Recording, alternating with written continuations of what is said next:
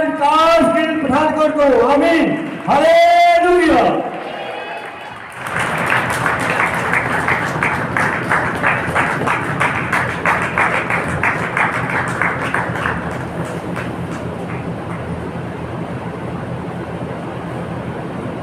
Hallelujah, hallelujah, hallelujah,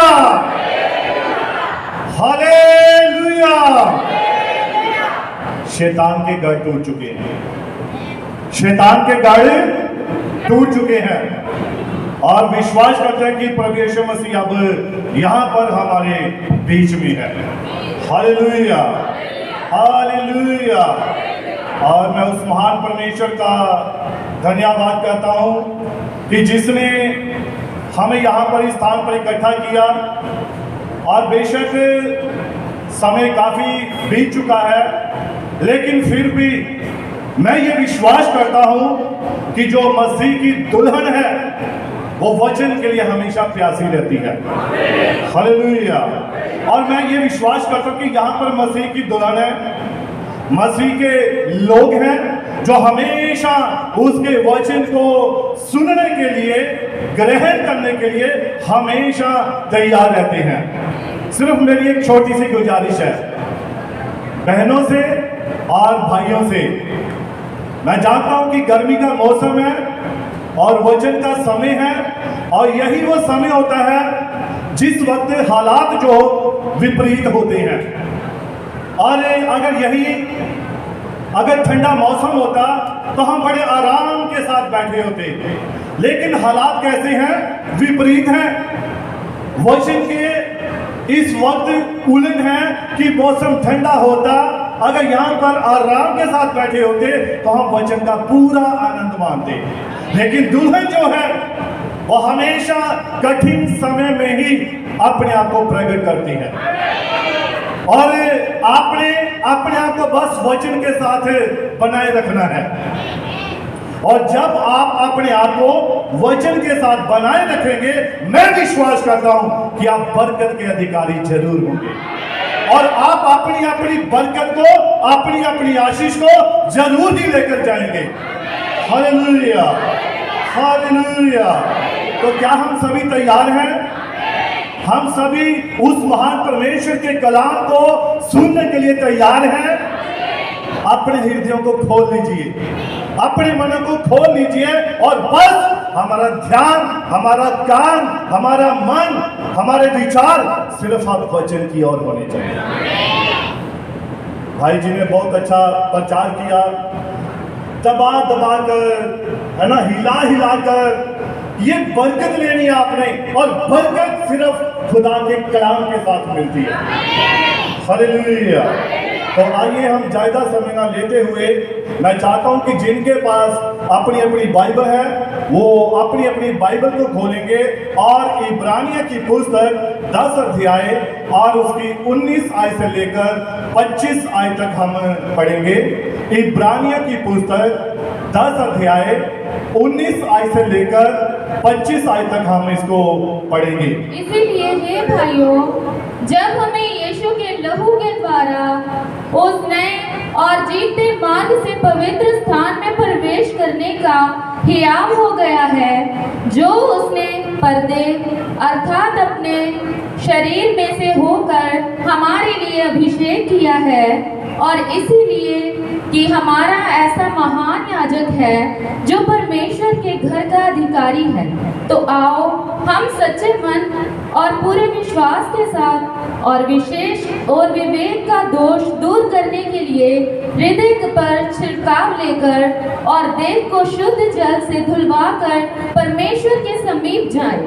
आओ हम अपनी आशा के अंगीकार को दृढ़ता से थामे रहें, क्योंकि जिसने प्रतिज्ञा की है वह सच्चा है, और प्रेम और भले कामों में उकसाने के लिए हम एक दूसरे की चिंता किया करें और एक दूसरे के साथ इकट्ठा होने ना छोड़ें, जैसा कि कितनों की रीति है, पर एक दूसरे को समझाते रहें, और ज्यों-ज्यों उस दिन को निकट आते देखो त्यों-त्यों और भी अधिक ये किया करो। Hallelujah, hallelujah. और मैं चाहता हूँ कि एक बार इसे पंजाबी में भी पढ़ लिया जाए।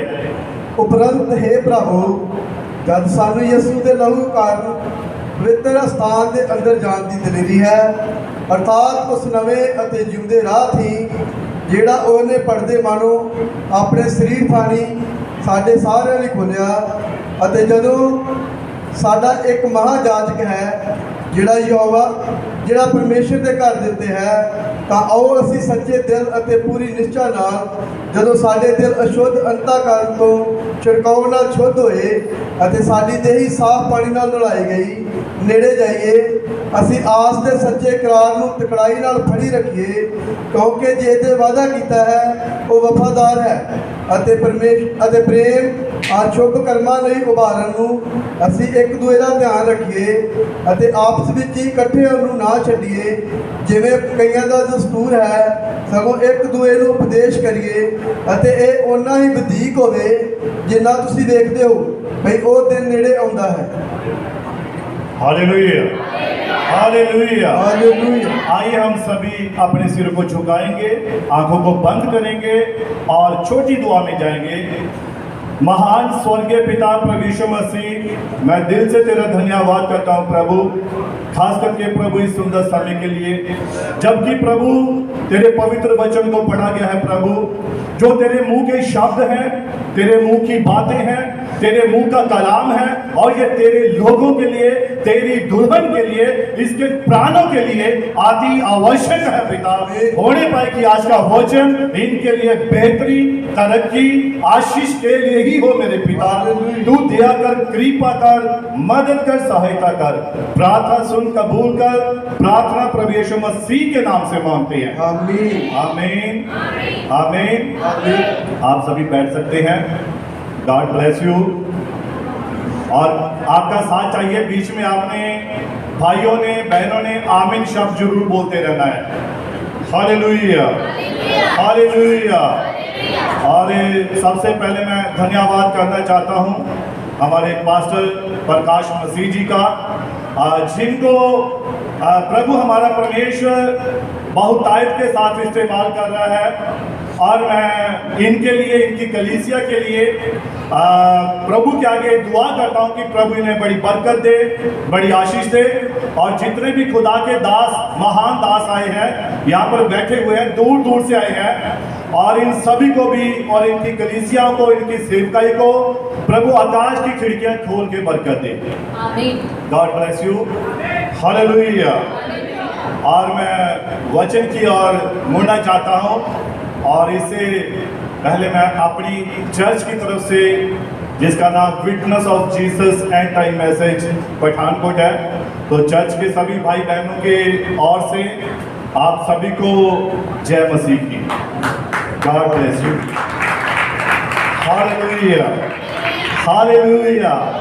हाँ, बस ये हालेलुया शब्द जरूर बीच में बोलते रहना, आमीन शब्द बोलते रहना। हालेलुया। अब देखिए, मैं नबी के संदेश की ओर हूं। एक छोटा सा मैं एक विषय लेना चाहता हूं, और विषय ये है कि लोग इतने हिलोरे क्यों खाते हैं। लोग इतने हिलोरे क्यों खाते हैं, और ये नबी का एक संदेश है।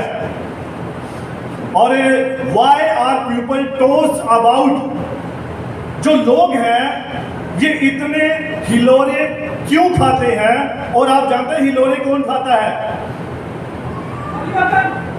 आप जानते हैं हिलोरे खाने वाले कौन लोग होते हैं?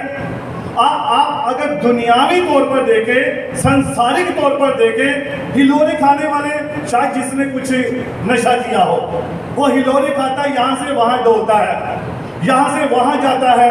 उसे नहीं पता होता है कि मैं क्या कर रहा हूं, मैं कहां जा रहा हूं, और उसे इस बात का कोई भी ज्ञान नहीं होता। क्यों?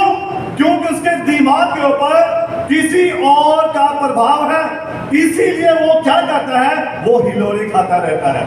और नबी का संदेश है, लोग इतने हिलोरे क्यों खाते हैं। लेकिन आज हिलोरे कौन खा रहा है? आज कलीसियाओं में, लोगों में बहुत सारे लोग हिलोरे खा रहे हैं, कभी यहाँ, कभी वहां, कभी इस पास्टर के पास, कभी उस चर्च में, कभी वहां पर।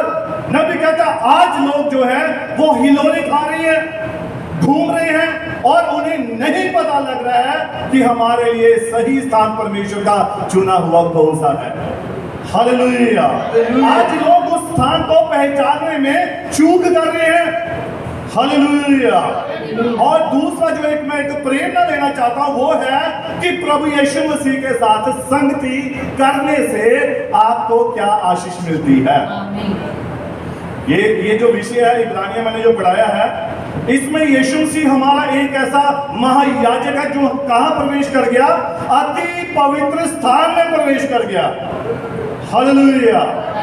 कहां प्रवेश कर गया? अति पवित्र स्थान में प्रवेश कर गया। और हमारे लिए वो एक ऐसा महायाजक बना था जिसने हमारे लिए उस रास्ते को खोल दिया ताकि हम अपने यहोवा परमेश्वर के साथ संगति कर सकें। आमीन। लेकिन इससे पहले संगति करते वहां पर एक पर्दा था, वहां पर उस पर्दे के पार कोई भी नहीं जा सकता था। और अगर संगति की बात करें, फेलोशिप की बात करें, तो आज संगतियां भी कितनी प्रकार की हैं? बहुत प्रकार की आज संगतियां हो गई हैं। हर व्यक्ति की अपनी अपनी एक संगति है। ये बात मैं दुनियावी तौर पर बता रहा हूं, सांसारिक तौर पर बता रहा हूं। अपनी अपनी एक उनकी क्या है? संगति है। शराबियों की एक अपनी संगति होती है, चुगली करने वालों की अपनी एक संगति होती है, निंदा करने वालों की अपनी एक संगति होती है। ऐसा ही होता है। हालेलुया। जब बात अगर सही होती है, आमीन शब्द जरूर बोल दिया। आमीन। और वर्ड ऑफ गॉड, खुदा का कलाम, परमेश्वर का वचन कहता है कि बुरी संगति जो है वो अच्छे चाल चलन को भी बिगाड़ देती है। हालेलुया। इसलिए अगर किसी की संगति यीशु मसीह के साथ है तो वो वही जानता है कि उसकी संगति किसके साथ है। हालेलुया। अब देखिए अच्छी फेलोशिप क्या करती है और बुरी फेलोशिप क्या करती है। अच्छी संगति क्या करती है और बुरी संगति क्या करती है। हालेलुया। शराबियों की संगति करके आप एक शराबी व्यक्ति बन जाएंगे। निंदा करने वालों की संगति करके आप निंदा करने वाले बन जाएंगे। चुगली करने वालों की संगति करने के साथ आप चुगली करने वाले बन जाएंगे, क्योंकि खुदा का कलाम कहता है जैसी संगत वैसी रंगत भी आ जाती है। वैसा ही वो व्यक्ति भी नजर आना शुरू हो जाता है। हालेलुया। अगर आप मजाक करने वालों के साथ बैठते हैं, ठट्ठा करने वालों के साथ बैठते हैं, तो आप एक मजाक करने वाले बन जाएंगे। जबकि बाइबल में लिखा है, खुदा के कलाम में लिखा है, पहला भजन संहिता, पहला जबूर, धन्य वो व्यक्ति जो ठट्ठा करने वालों की मंडली में नहीं बैठता है। वो एक आशीषित व्यक्ति है, वो एक ब्लेस्ड व्यक्ति है। हालेलुया। और देखिए चुगली करने वालों के संग आप चुगली करने वाले बन जाएंगे। और आप जिनकी आपकी जो हड्डियां हैं, आप जानते हैं जुबान का एक खास काम होता है। ये जुबान, ये चुगली करने वाली जुबान जब चुगली करती है तो ये बड़े बड़े खतरनाक काम करवा देती है।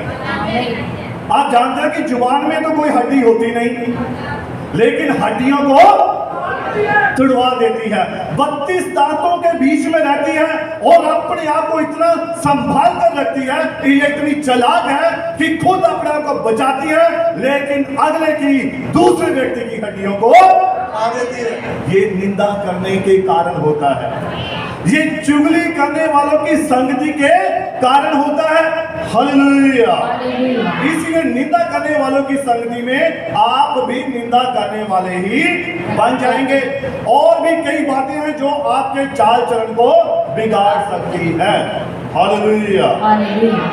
वर्ड ऑफ गॉड, खुदा का कलाम, प्रोवर्ब्स, नीति वचन 13 उसकी 20 में क्या लिखा है?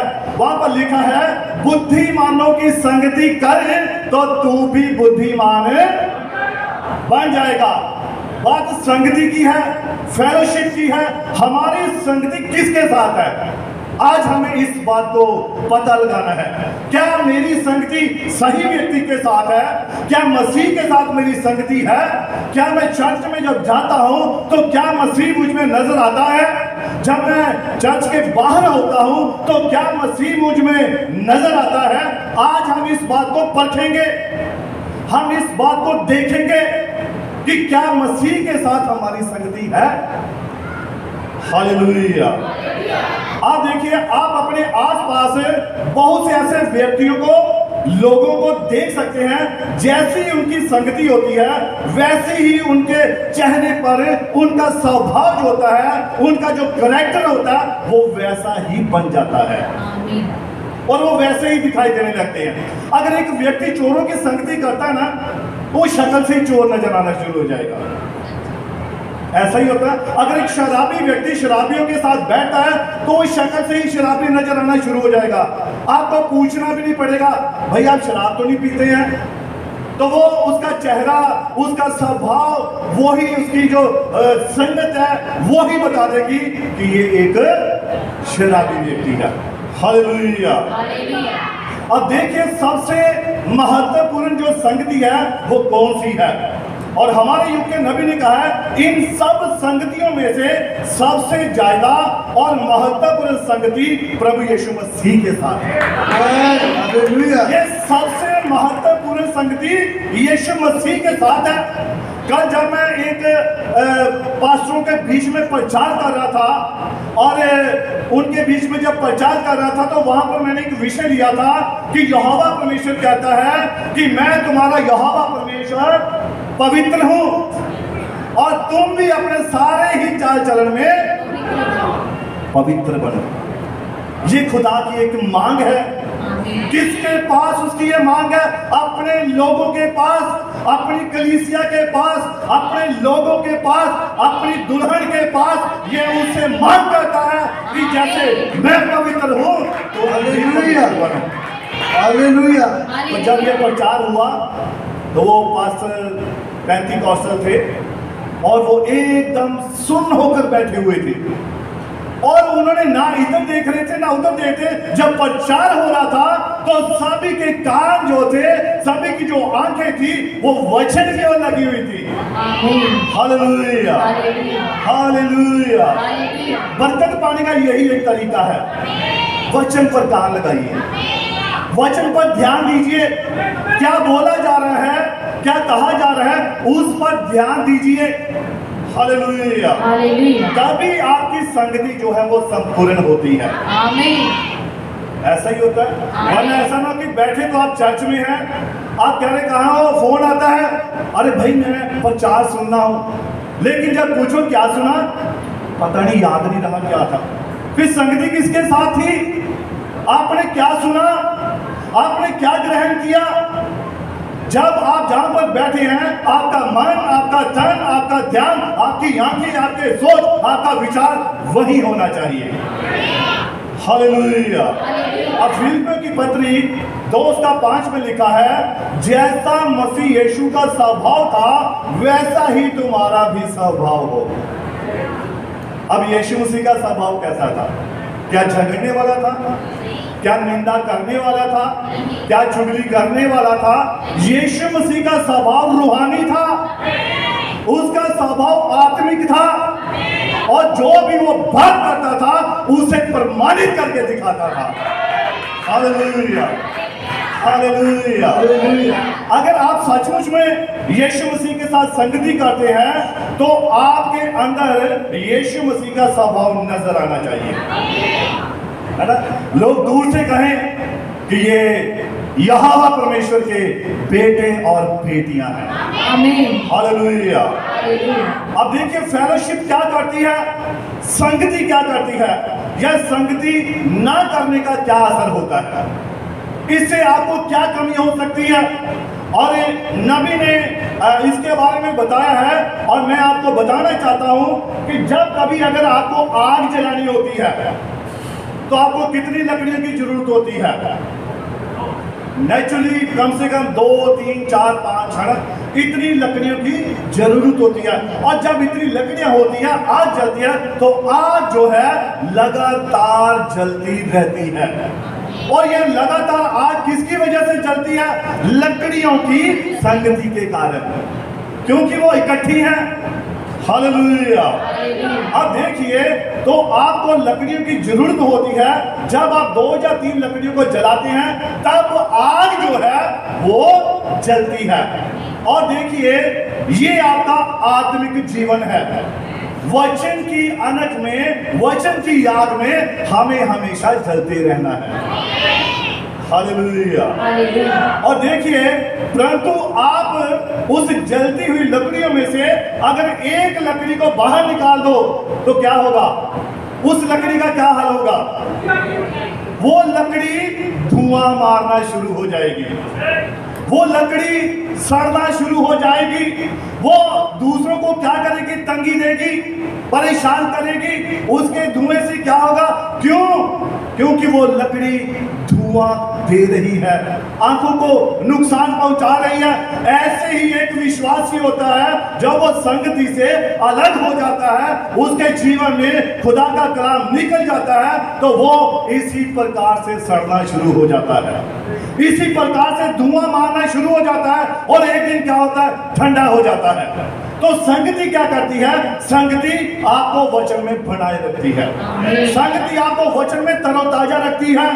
हालेलुया। और यही हाल आज विश्वासियों के साथ हो सकता है। जब आप मसीह की संगति छोड़ देते हैं, चर्च आना बंद कर देते हैं, तो आपके अंदर वचन का दिया बुझना शुरू हो जाता है। जितना वचन पहले सुना होता है, जितना आपने कलाम सुना होता है, धीरे धीरे सब दिमाग से, मन से निकलना शुरू हो जाता है। और एक दिन आप बैक स्लाइड हो जाती हैं। फिर आपसे पूछा जाता है, चर्च क्यों नहीं जाते? मन नहीं करता। आपके घर में आशीष क्यों नहीं है? पता नहीं क्यों नहीं है, मुझे नहीं पता। और वो व्यक्ति परमेश्वर की बिना आशीष के जीवन गुजारना शुरू कर देता है। हालेलुया। तो देखिए, तो क्या आपके अंदर वचन का दिया बुझना शुरू हो जाता है, तो तब एक दिन आप पूरी तरह से अंधेरा हो जाते हैं, आपका जीवन अंधकार में हो जाता है। हालेलुया। इसीलिए जलते रहने के लिए आपको वचन के साथ संगति करनी पड़ती है। कि आपके लिखा है, आपकी कमरे बंदी रहे और दिए जलते रहे।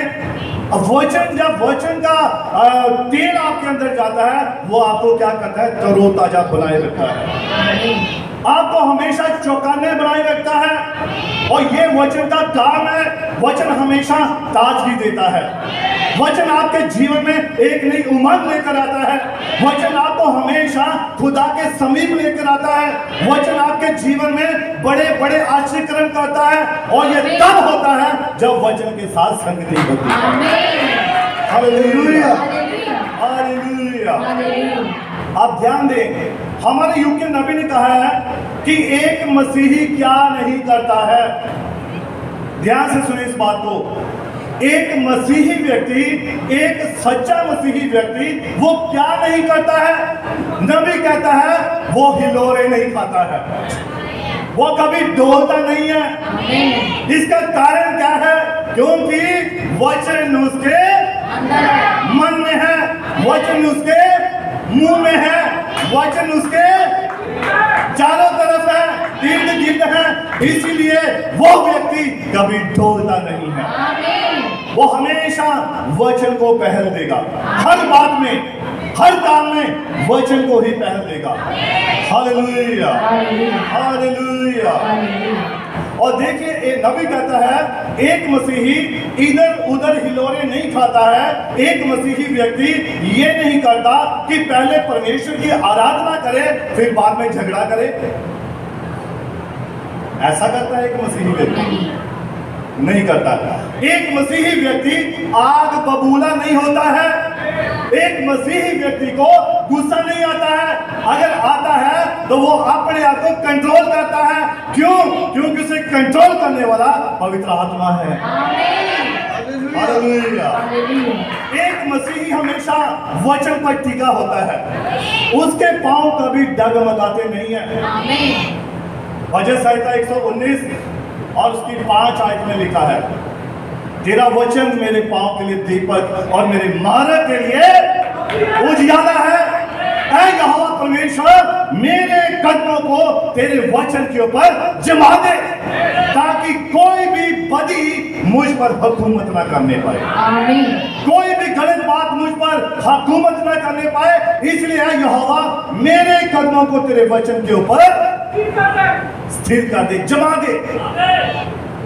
फ्रीज में बर्फ जमती है, आप जितना मर्जी जोर लगाओ नहीं निकलती, या तो टूट जाएगी या जिससे आप निकाले वो चीज टूट जाएगी, पर वो छूटेगी नहीं। क्यों? वो जम चुकी है। इसी प्रकार से एक विश्वासी है, जब वो वचन के साथ संगति करता है, फिर उसके कदम चट्टान पर है। कहां पर है? चट्टान पर है।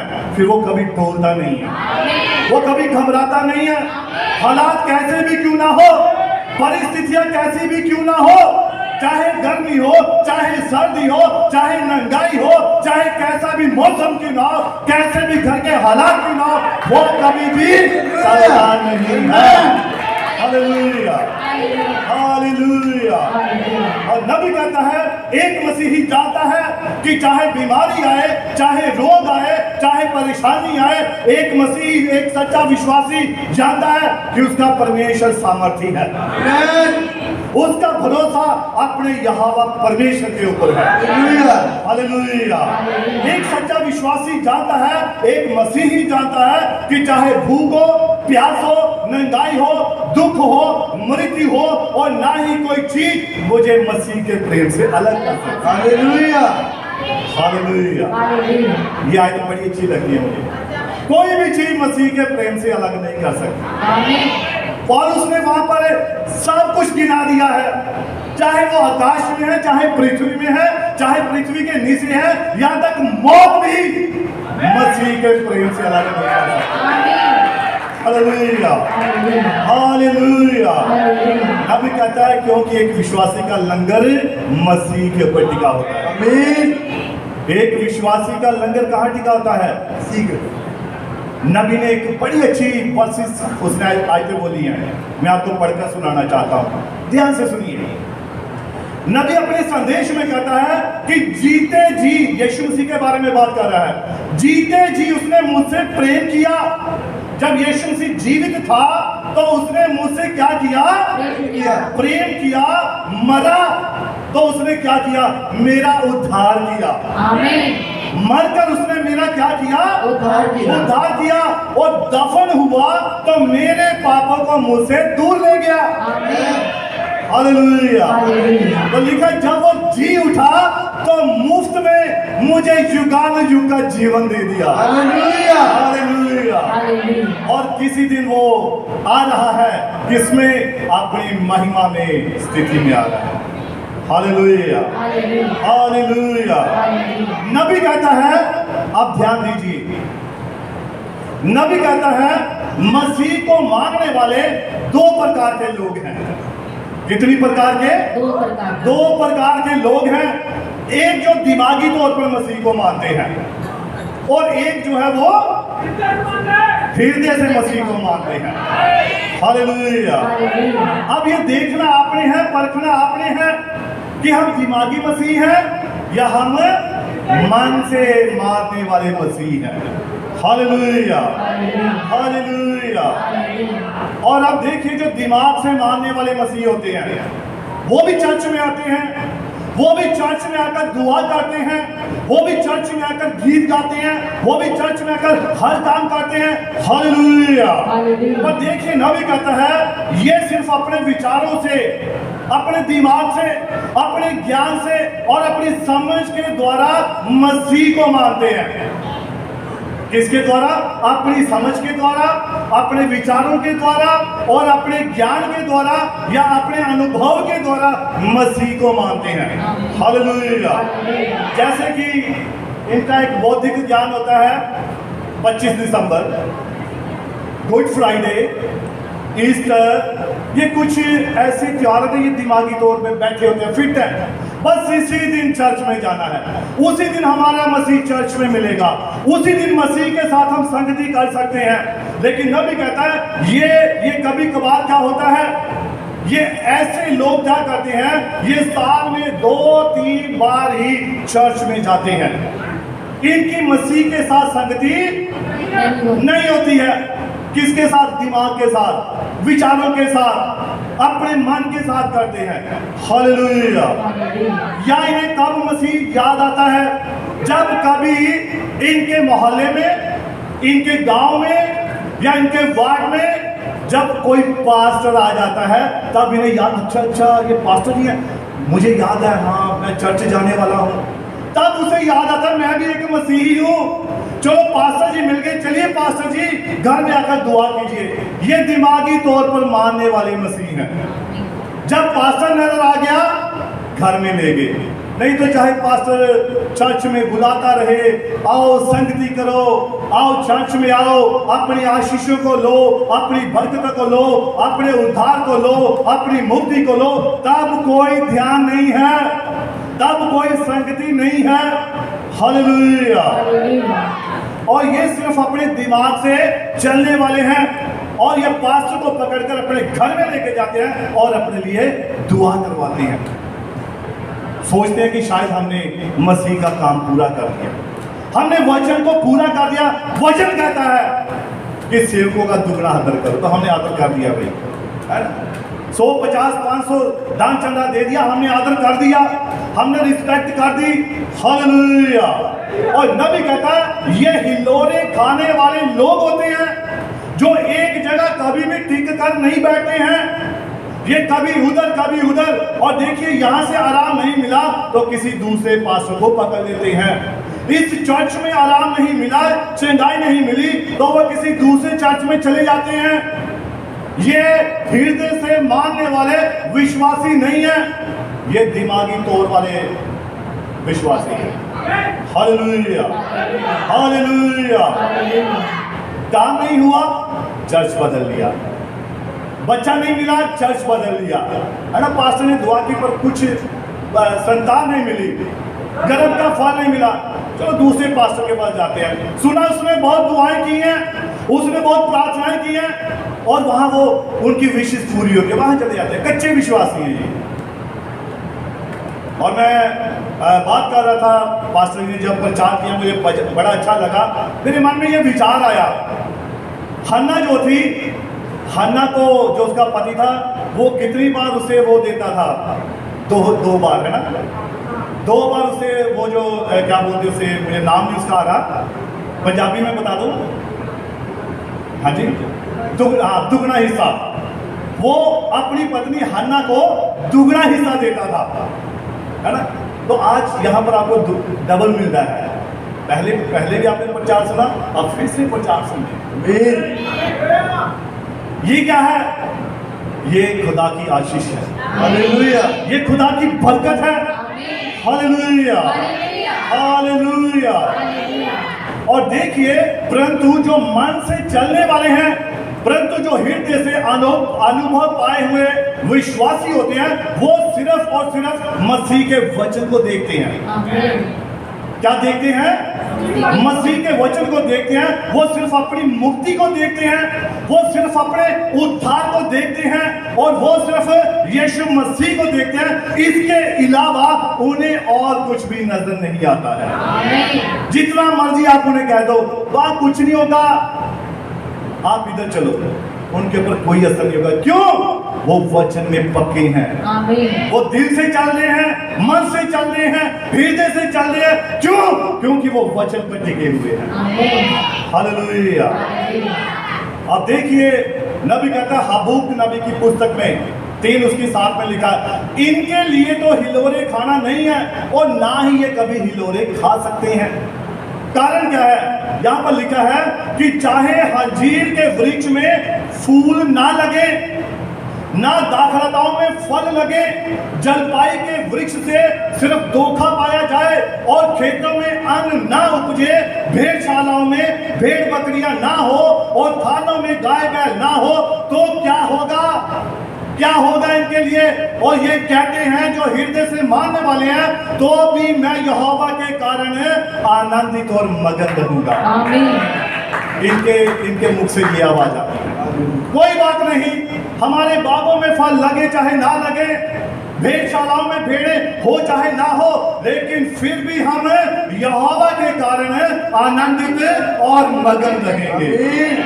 ये एक हृदय से मानने वाले लोग हैं। Hallelujah, hallelujah.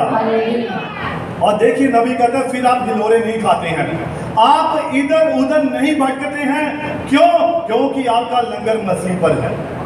आमीन, आमीन, आमीन, आमीन, आमीन। अब देखिए संगति क्यों जरूरी है, फेलोशिप क्यों जरूरी है। मैं चाहता हूं कि इस आयत को थोड़ा पढ़ ही लीजिए। यशायाह की पुस्तक 58 और उसकी 13 वर्सेस, पंजाबी में पढ़ लेंगे, भाई सैमसन के साथ पढ़ लेंगे। यशायाह की पुस्तक 58 उसकी 13 आयत।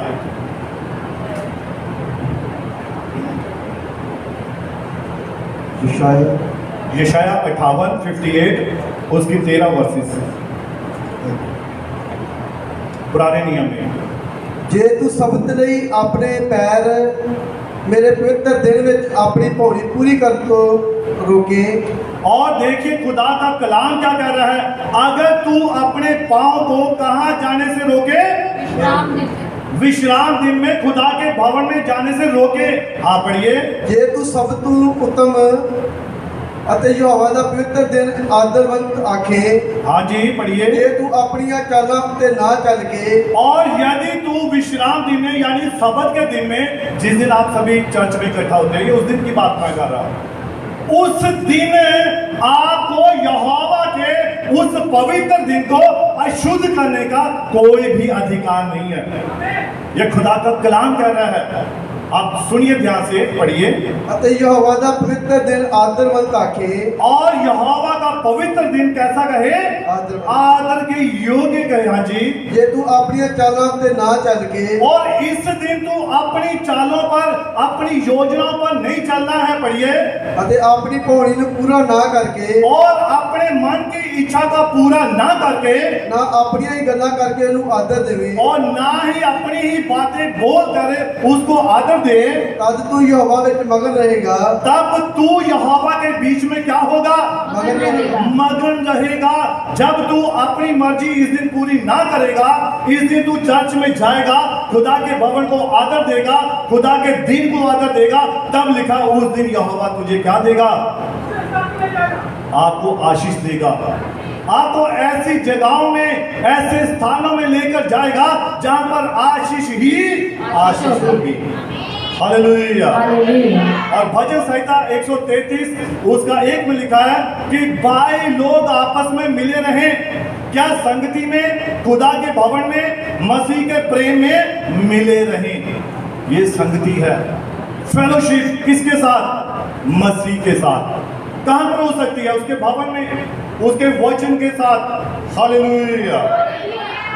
अब देखिए याकूब 4 उसकी 8, परमेश्वर के निकट आओ तो वो भी तुम्हारे निकट आएगा। आज पता क्या स्थिति है? ध्यान से सुनिए। आज स्थिति ऐसी है कि हमने खुदा से अपना मुख मोड़ा हुआ है, हमने खुदा से अपनी पीठ मोड़ी हुई है, हम उसकी तरफ नहीं देख रहे हैं, इसलिए खुदा ने भी अपनी पीठ मोड़ी हुई है। वो कहता है मेरी ओर फिरो तब मैं भी तुम्हारी ओर फिरूंगा। आज हम उसके वचन को ध्यान नहीं दे रहे हैं, इसलिए आज हमारे जीवन में कोई भी आशीष नहीं पाई जाती है। कारण वचन सुनते नहीं, संगति नहीं करते। फेलोशिप जब करने की बात आती है तो हम बहाने लगाना शुरू कर देते हैं। हालेलुया। और लूका 9:62 में लिखा है, यीशु ने कहा जो कोई हल पर हाथ रख के पीछे देखता है वो परमेश्वर के राज्य के योग्य नहीं है। हालेलुया। और इब्रानिया 10 उसकी 25, जैसा कि हम इस आयत को शुरू में ही पढ़ चुके हैं, एक दूसरे के साथ इकट्ठा होना ना छोड़े जैसे कितनों की रीति पर है, पर एक दूसरे को क्या करते रहे? समझाते रहे। हालेलुया। अब देखिए बात आ रही है मन्ने की। आप चर्च में आते हैं, खुदा के भवन में आते हैं, तो यहां पर आपको ताजा मन्ना मिलता है। क्या मिलता है? ताजा मन्ना मिलता है। और मैं आपको बताना चाहता हूं, यहां पर एक उदाहरण है कि मन्ना जब वो खा रहे थे इजरायली लोग, यानी कि संगति कर रहे थे, फेलोशिप कर रहे थे, और ये पुराने नियम में जब हम देखते हैं यहोवा ने उन सभी को इकट्ठों को ही भोजन कराया था, और वो एक मिली जुली भीड़ थी। कौन सी भीड़ थी? मिली जुली भीड़ थी। और खुदा का कलाम कहता है कि यहाँ पर जब हम देखते हैं, अर्थात तब यहोवा ने मूसा से कहा, देखो मैं तुम लोगों के लिए आकाश से भोजन वस्तु बरसाऊंगा। और वो भोजन वस्तु क्या थी? वो मन्ना था।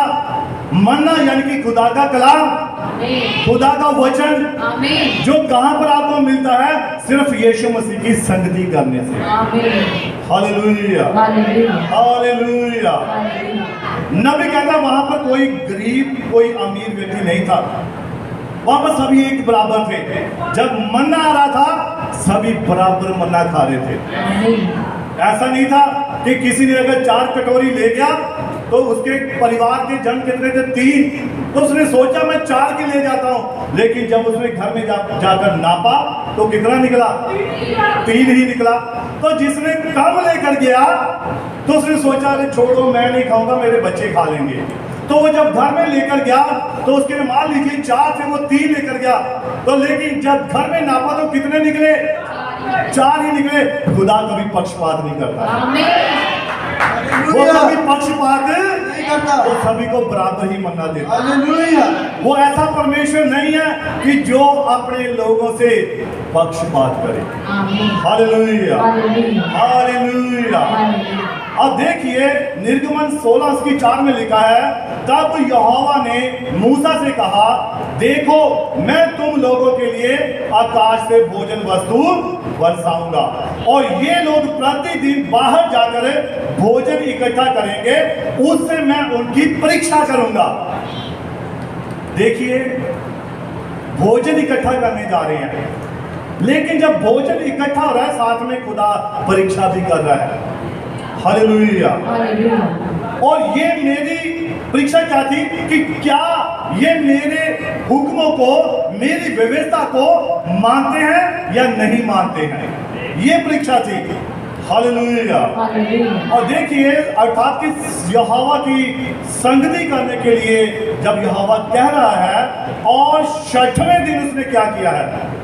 उसने दुगनी बरकत दी। उसने यानी कि इतवार का भोजन 6वें दिन को ही दे दिया है। इतवार का भोजन 6 दिनों से, पिछले 5 दिनों से उसने बढ़कर 6 दिनों से बढ़कर 6वें दिन उसने दुगना भोजन दिया है कि आपको बाहर जाने की जरूरत नहीं है, आप अपने चर्च में ही रहिए, आप अपने पास्टर के पास ही रहिए, यहीं पर आपकी सारी जरूरतें पूरी होंगी। क्यों? आपका पास्टर आपके लिए दिन रात क्या करता है? दुआ करता है, प्रार्थना करता है, आपके लिए खुदा के आगे हमेशा झुका रहता है। आपको कहीं बाहर जाने की जरूरत नहीं है। Hallelujah, hallelujah. और देखिए यहोवा कहता है ये मेरी आज्ञाओं को मानते हैं या नहीं मानते हैं। इन बातों के लिए खुदा ने परख रहा था। और निर्गमन 16:16 में लिखा है, जब इस्राएल ने लाल सागर पार किया तो रास्ते में खुदा ने आकाश से मन्ना बरसाया, जिसे वह अपने जीवन के सफर में खाते थे। ये संगति में मिलता है। कहाँ मिलता है? संगति में। संगति करने से मिलता है। आप जितने यहाँ पर बैठे हुए ना, आप अगर प्रचार सुन रहे हैं, आप वचन सुन रहे हैं, ये आपके हृदय में जा रहा है। घर बैठे किसी व्यक्ति के हृदय में नहीं जा रहा, घर बैठे हुए किसी भी व्यक्ति के पास नहीं जा रहा है। जो वहां सफर में था, जो संगति कर रहा था, वही मन्ना खा रहा था। हालेलुया। और यहोवा परमेश्वर कहता है, और सही समय पर अगर मन्ना नहीं उठाया जाता था तो जानते क्या बात होती थी? मन्ना पिघल जाता था, मन्ना खत्म हो जाता था। और नबी ने कहा है 9 बजे के बाद मन्ना पिघल जाता था। अब देखिए ये बड़ी जबरदस्त उदाहरण है, एग्जाम्पल है। वो क्या एग्जाम्पल? देखिए 9 बजे के बाद जो मन्ना बरसता था, यानी कि जब सूर्य निकल आता था तो सूर्य की गर्मी से मन्ना पिघल जाता था। और आप जानते हैं बाइबल में एक शख्स पाया जाता है जिसका नाम अय्यूब है। और लिखा है वो भोर के समय उठकर क्या करता था, अपना मन्ना इकट्ठा कर लेता था। वो अपने लिए, अपने परिवार के लिए, अपने बच्चों के लिए, अपने माल धन के लिए वो मन्ने को इकट्ठा कर लेता था।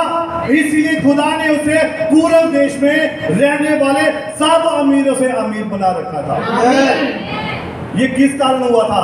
भोर के समय की प्रार्थना आपके जीवन में आशीष लेकर आती है। 9 बजे के बाद आपका वैसे नहीं मन करेगा कि प्रार्थना करें, सूर्य निकल आया भाई। 9 बजे के बाद आप काम पर जाते हैं तो दरवाजे बंद हो चुके होते हैं। 9 बजे के बाद आप कोई भी काम करते हैं, ये मैं आत्मिक तौर पर कह रहा हूं, तो कोई भी काम करते हैं आपके लिए वो बंद हो जाता है।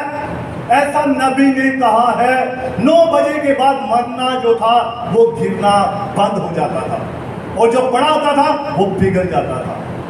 तो इसलिए 9 बजे से पहले खुदा की हजूरी में दुआ करनी चाहिए, प्रार्थना करनी चाहिए, अपने लिए, अपने बच्चों के लिए, अपने परिवार के लिए, अपने काम काज के लिए। हालेलुया। और नबी कहता है ये क्या है? ये आपकी भोर की प्रार्थना है जो आपको अपने लिए, अपने परिवार के लिए इकट्ठी करनी होती है। फिर सारा दिन टेंशन खत्म। जिस दिन आपने सुबह भोर के समय प्रार्थना की होती है, उस दिन आप देखना आपका जो चेहरा है, आपका जो उस दिन जीवन है, समय है, बड़ा अच्छा गुजरेगा। क्योंकि आपने वो मन्ना सुबह सुबह खा लिया है। आपने सुबह सुबह भोर के समय खुदा के साथ संगति कर लिया, इसलिए अब आपको कोई टेंशन करने की जरूरत नहीं है। हालेलुया। अब खास बात देखिए, नबी कहता है ये मन्ना मिली जुली भीड़ खा रही थी जिन्होंने यीशु को ग्रहण नहीं भी किया था। चाहे वो पापी थे, वह भी मन्ने को खा रहे थे और आनंद मना रहे थे। पापी लोग भी खा रहे थे, वो भी वचन का सुन रहे थे, आनंद मनाते। बड़ा अच्छा प्रचार है, बड़ी अच्छी बातें हैं, वो भी आनंद मना रहे थे। हालेलुया। अब देखिए मूसा और हारून के ऊपर थोड़ा ध्यान दीजिए। परमेश्वर ने मूसा और हारून से एक बड़ा पात्र बनाने को कहा और उसमें मन्ना भरने को कहा और उसे अति पवित्र स्थान में रखने के लिए कहा। अब वो जो हैकल थी, उस हैकल के 3 स्थान थे। कितने स्थान थे? 3 स्थान थे। पहला स्थान कौन सा था? आंगन, जहां पर मिली जुली भीड़ बैठी होती थी।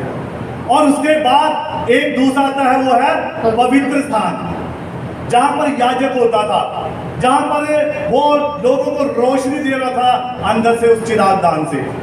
और उससे भी आगे एक स्थान होता था जिसे कहते थे अति पवित्र स्थान, और वहां पर साल में एक बार ही व्यक्ति जा सकता था। हालेलुया। मेरी बात समझ आ रही है? हालेलुया। प्रभु आप सभी को ब्लेस करे, आशीष करे। और आप देखिए वहां अति पवित्र स्थान में जब प्रवेश किया जाता था तो लिखा हारून जब वहां जाता था तो बिना लहू लिए अंदर नहीं जा सकता था। उसके हाथ में लहू का एक कटोरा होता था, और जब वो उस अति पवित्र स्थान में प्रवेश करता था तो लिखा हारून के जो याजकीय वस्त्र थे उनके ऊपर अनार और घंटियां लगी हुई थी।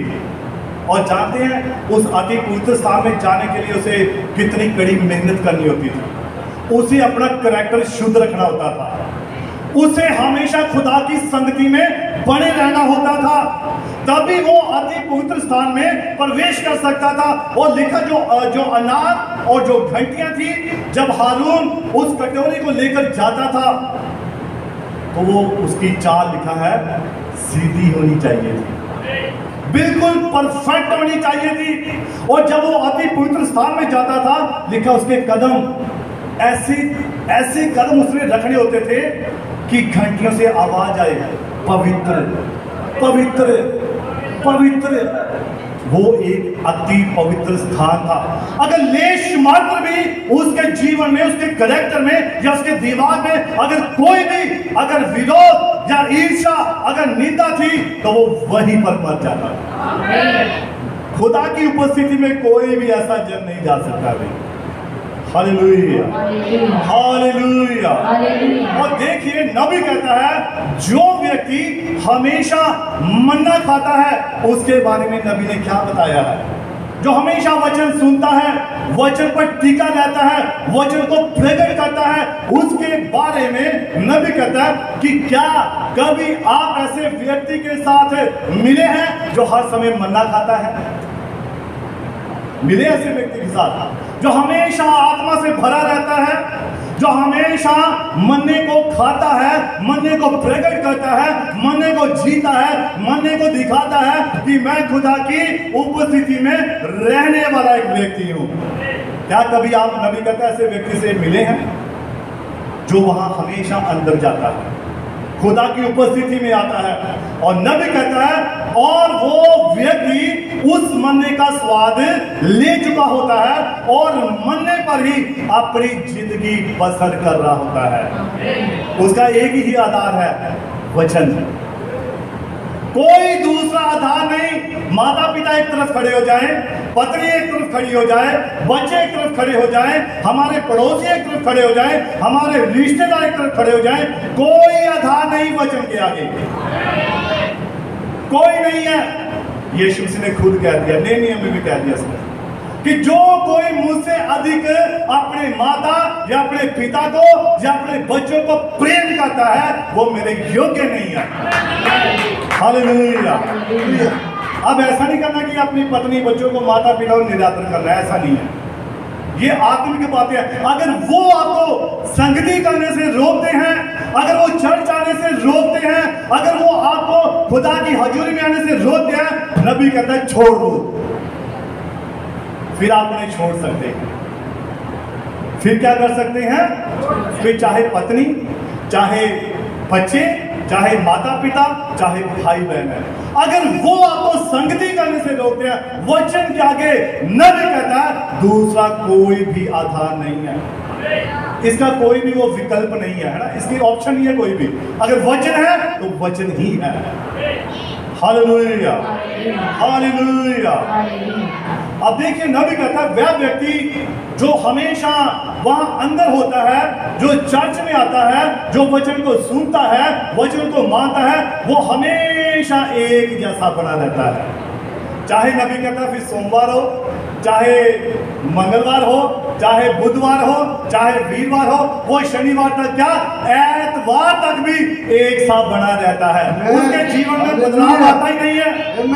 Hallelujah, hallelujah. और नबी कहता वो हर दिन हर समय मधुर ही बना रहता है और प्रेम से भरा रहता है। वह परमेश्वर के जलाल के तले, परमेश्वर के अभिषेक के तले अपने जीवन को गुजार रहा होता है।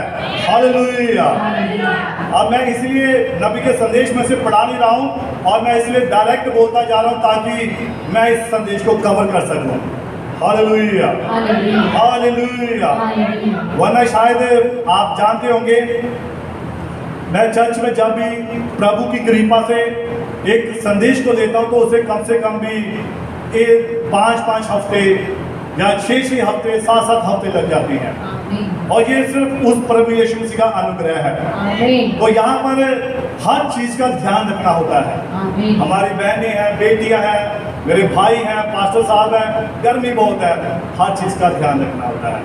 फिर भी मेरी कोशिश है कि मैं जल्दी से कवर करूं। और मैं चाहता हूं, एक भाई ने मुझसे गुजारिश की थी और उन्होंने एक नया सॉन्ग, मसीही सॉन्ग निकाला है और जिसका नाम है रूहानी हथियार, आत्मिक हथियार। वो काफ़ी अच्छा गीत है, तो मैं चाहता हूँ आप उस गीत को अवश्य सुने और उसे बरकत दें, आशीष दें। God bless you. और देखिए नबी कहता है कि कई लोग सिर्फ चर्च आते हैं और मन्ना नहीं खा रहे होते हैं, वह दूसरों को देखते हैं। क्या करते हैं?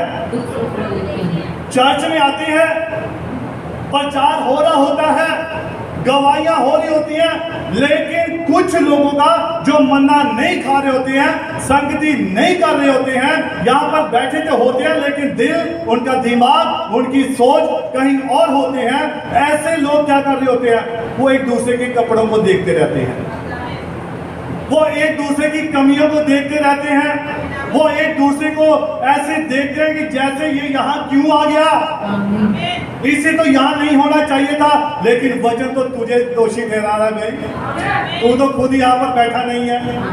Hallelujah, hallelujah. और नबी कहता है वो हमेशा दूसरों को देखते हैं, दूसरों की गलतियों को ढूंढते हैं, चुगली करते हैं, गलत बातों पर ध्यान देते हैं। हालेलुया। जबकि वहां पर एक कॉमन बात होती है। कॉमन बात पता क्या होती है? वहां उनका पास्टर एक ही होता है।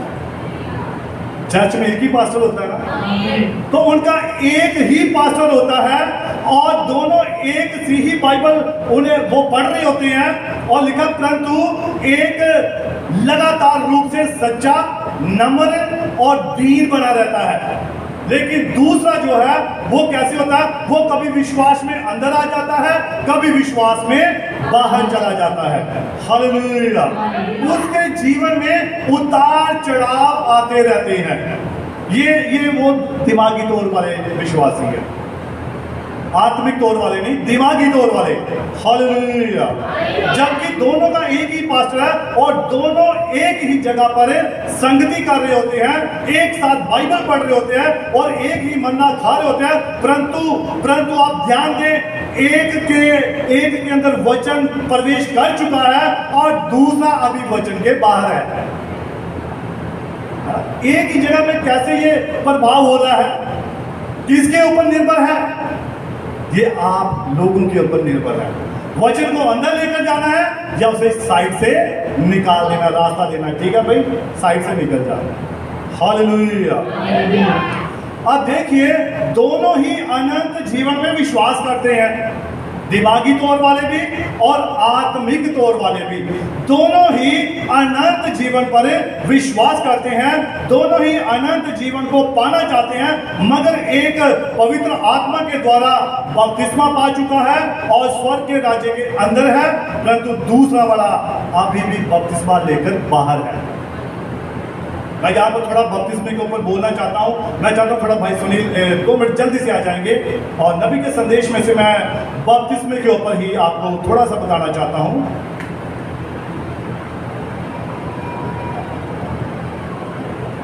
आप भाई को थोड़ा माइक दे दीजिए।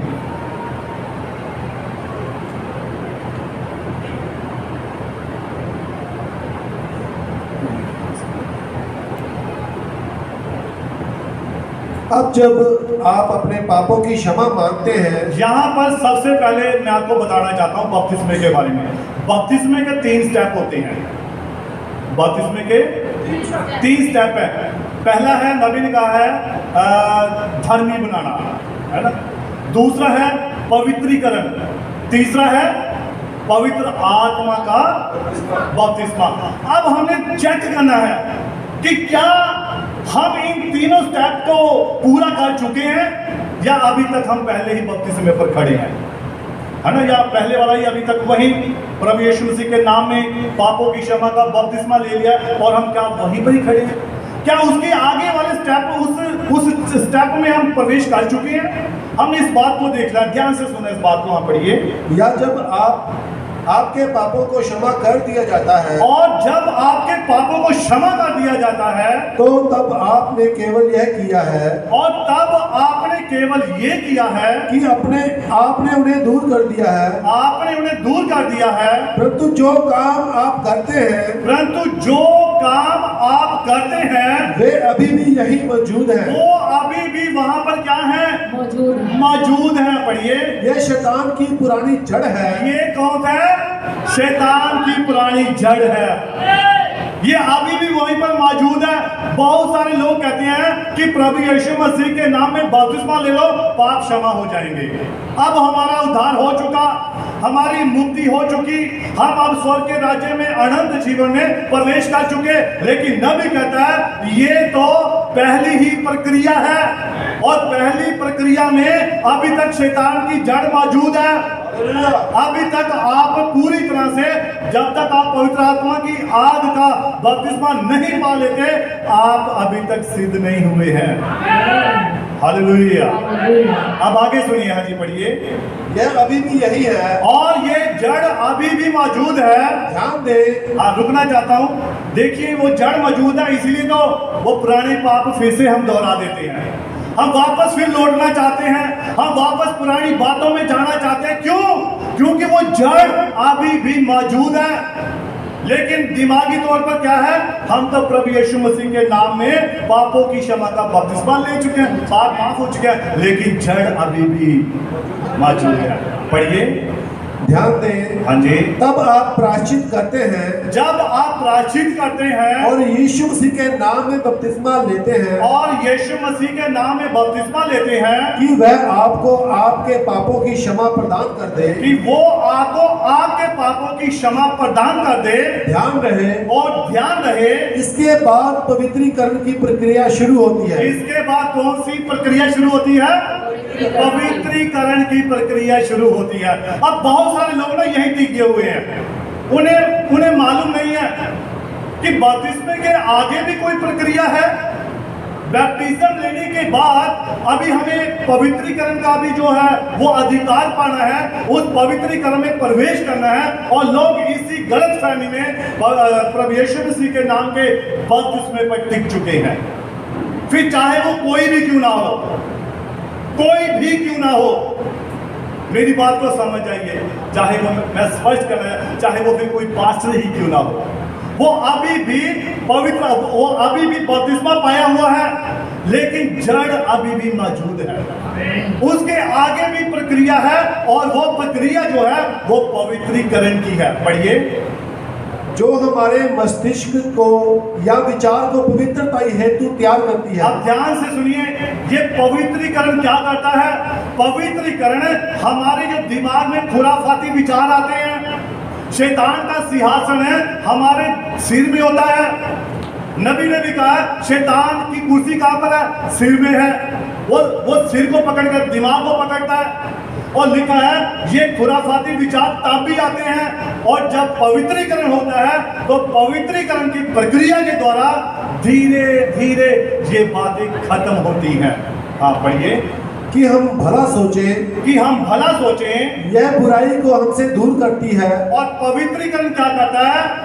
बुराई को हमसे दूर करती है। पढ़िए, पवित्रीकरण ग्रीक भाषा का एक संयुक्त शब्द है, और पवित्रीकरण ग्रीक भाषा का एक संयुक्त शब्द है, जिसका अर्थ होता है शुद्ध करना। जिसका अर्थ क्या है? शुद्ध करना, और सेवकाई हेतु अलग करना। और सेवकाई हेतु अलग करना। पढ़िए, तब इसके बाद हमें आग और पवित्र आत्मा से बपतिस्मा मिलता है। तब इस प्रक्रिया के बाद आग और किसका? पवित्र आत्मा का बपतिस्मा मिलता है। पढ़िए, ताकि परमेश्वर हम में वास कर सके। ताकि परमेश्वर हमारे अंदर क्या कर सके? वास कर सके। पढ़िए, और परमेश्वर की अग्नि हमारे हृदय को पापों से शुद्ध करती है। और फिर परमेश्वर की जो पवित्र आत्मा की आग का बपतिस्मा है, और वो आग क्या करती है? हमारे हृदयों को पूरी तरह से शुद्ध कर देती है। फिर कोई पाप नहीं रहता, फिर कोई चुगली नहीं रहती, फिर कोई निंदा नहीं रहती, फिर कोई गुनाह नहीं रहता, फिर कोई गलत विचार नहीं आता। क्यों? क्योंकि उसने अब पवित्र आत्मा की आग का बपतिस्मा पा लिया है। और हमारे अंदर पवित्र आत्मा भरती है। और वो आग क्या करती है? फिर पवित्र आत्मा का आग आकर पहले ना सारे हृदय से गलत विचारों को साड़ती है, भस्म करती है। सब गलत बातों को, गलत चीजों को, ईर्ष्या को, हर चीज को वो भस्म कर देती है। उसके बाद पवित्र आत्मा आता है। हाँ पढ़िए, तब हम भी वही जीवन उत्पन्न करते हैं। तब हम भी वही जीवन उत्पन्न करते हैं जो पवित्र आत्मा उत्पन्न करता है। जो पवित्र आत्मा उत्पन्न करता है, तब जाकर हम ये सब कर पाते हैं। हालेलुया। हाँ ठीक है, गॉड ब्लेस यू, प्रभु आपको बरकत दे। अब देखिए, ये एक बपतिस्मे की प्रक्रिया थी। आज बहुत सारे लोग प्रभु यीशु मसीह के नाम में बपतिस्मा लेकर टिक चुके हैं, उसके आगे वो पवित्रीकरण की प्रक्रिया में नहीं आते हैं। और वो प्रक्रिया क्या कहती है? जो उनके दिमाग में ये ईर्ष्या, ये निंदा, ये चुगली, ये विचार जो घुसे हुए होते हैं, ये पवित्रीकरण उसे बाहर निकालता है। और ये एकदम से नहीं होता है, ये धीरे धीरे प्रक्रिया होती है और हमें इस प्रक्रिया को समझना पड़ता है। जब कभी आप खुदा की उपस्थिति में उसकी संगति में आते हैं और जब आप घुटनों के बल होते हैं, जब आप दुआ कर रहे होते हैं, तब आपके मनों में विचार आते हैं, अरे मैंने फलाने भाई से ऐसा किया है, या मेरी बहन ने, मैंने किसी बहन से ऐसा किया है, उसे गलत बोला है, गलत कहा है, ये विचार आते हैं। ये धीरे धीरे जब हर रोज आप संगति करते हैं, फेलोशिप करते हैं, तब ये विचार आते हैं और ये खुदा इसीलिए आने देता है कि आप इनसे पवित्र हो जाएं, आप इन विचारों से शुद्ध हो जाएं, आप इन विचारों को अपने दिल से, अपने दिमाग से पूरी तरह से खत्म कर दें और तब जाकर पवित्र आत्मा की आग का बपतिस्मा होता है। उसके बाद वो व्यक्ति असली मन्ना खा रहा होता है। फिर उसके पास अगर कोई चुगली करता है ना, छोड़ो यार छोड़ो, अगर कोई बहन आती है, पास्टर जी से कोई बात नहीं सिस्टर, आप उसके लिए दुआ करो, कोई भी ऐसी बात होती है, क्यों? अब वो व्यक्ति मन्ना खा रहा है, अब वो असली मन्ना खा रहा है, अकेला खा रहा है। कहां पर? अति पवित्र स्थान में। हालेलुया। और अति पवित्र स्थान क्या है? ये खुदा का वचन है, ये खुदा का कलाम है। जब आप इसमें पूरी तरह एक हो जाते हैं, तब पवित्र आत्मा आपके अंदर प्रकट होता है और अपने स्वभाव को दिखाना होता है। पवित्र आत्मा यीशु मसीह के स्वभाव को आपके अंदर प्रकट करके बताता है कि ये व्यक्ति मेरी उपस्थिति में है। Hallelujah, hallelujah. और देखिए नबी कहता है कि दूसरा वाला अभी भी बाहर है, जबकि सब कुछ वो एक साथ खा रहे होते हैं, परंतु फिर भी उनके जीवन में अलग अलग असर होता है, फर्क होता है। ऐसे लोग कभी भी भीतर प्रवेश किए हुए नहीं होते हैं, जो बाहरी आंगन में ही चीखते चिल्लाते हैं, अन्य भाषा में बोलते हैं, जो ऐसा जीवन जी रहे होते हैं जो वचन के अनुसार नहीं होता है।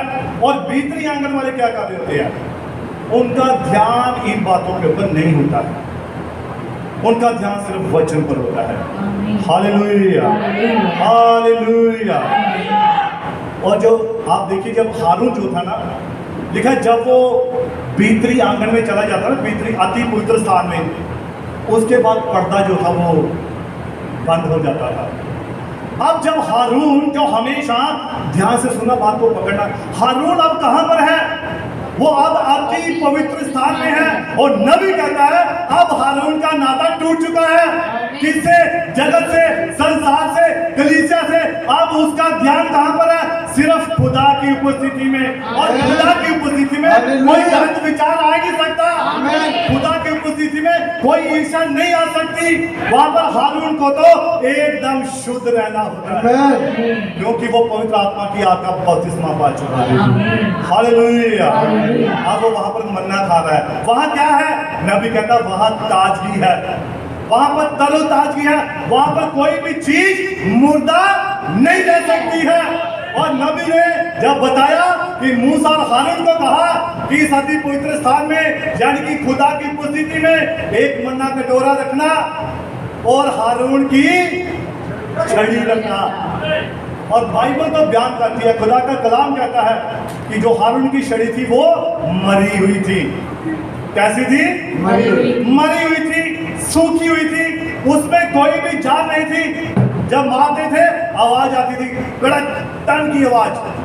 सूखी हुई लकड़ी है ना, आवाज आएगी, लेकिन गीली लकड़ी आवाज नहीं करेगी। तो जब वो आवाज करती थी, पता लगता था ये लकड़ी मर चुकी है। लेकिन खुदा का कलाम बताता है, नबी कहता है कि जब हारून की लकड़ी को उस अति पवित्र स्थान में, खुदा की हजूरी में रखा गया, एक ही रात में उसमें पत्ते निकल आए थे, एक ही रात में उसमें फूल निकल आए थे, और एक ही रात में लिखा उसमें बादाम निकल आए थे। ये खुदा की उपस्थिति है। मरी हुई चीजें जिंदा हो जाती है, मरा हुआ जीवन अनंत जीवन को पा लेता है। Hallelujah, hallelujah. वहां पर क्या है? संगति है। जब आप असली संगति में आते हैं, फिर आपका नाता संसार से कट जाता है, फिर आप संसार से बेफिक्र हो जाते हैं। आपको कोई टेंशन नहीं किस्त देनी है, आपको कोई टेंशन नहीं घर बनाना है, आपको कोई टेंशन नहीं संतान नहीं है। क्यों? आप अति पवित्र स्थान में खुदा की उपस्थिति में आए। ये वो स्थान है जहां पर आप जीवन को पाते हैं। मरी हुई चीजें जीवन को प्राप्त कर देती हैं। फेलोशिप, अति पवित्र स्थान। और यीशु मसीह ने कहा, आज मैं इस पर्दे को क्या करूंगा, फाड़ दूंगा। और उसने क्रूस पर चढ़कर उस पर्दे को, और वो हमारा ऐसा महायाजक बना कि उसने क्या किया, हमारे लिए रास्ता खोल दिया ताकि हम उस अति पवित्र स्थान में, यानी कि यीशु मसीह की उपस्थिति में आ जाए, घुटनों के बल आ जाए और दुआ करें कि यार प्रभु मेरे इस मरे हुए जीवन को जिंदा कर, प्रभु इस मरी हुई कोख को जीवन दे, और प्रभु इस पापी जीवन को शुद्ध कर दे। आप घुटनों के बल आ सकते हैं, आप खुदा की उपस्थिति में आ सकते हैं, और जब खुदा की उपस्थिति में आते हैं तो खुदा आपके जीवन में अनंत जीवन को लेकर वो अपनी आशीषों को भेजता है, अपनी बरकतों को भेजता है, ताकि उसकी प्रजा, उसके लोग आनंदित हो जाए। Hallelujah, hallelujah. संदेश काफी बड़ा है, दिल नहीं करता छोड़ने का, परंतु खुदा सब बातों को जानता है। और मैं चाहता हूं कि मैं यहाँ पर इस संदेश को समाप्त करूं, ताकि आप भी थोड़ा फ्री हो जाए। और उस अति पवित्र स्थान में एक और लास्ट में बताना खास बात थी।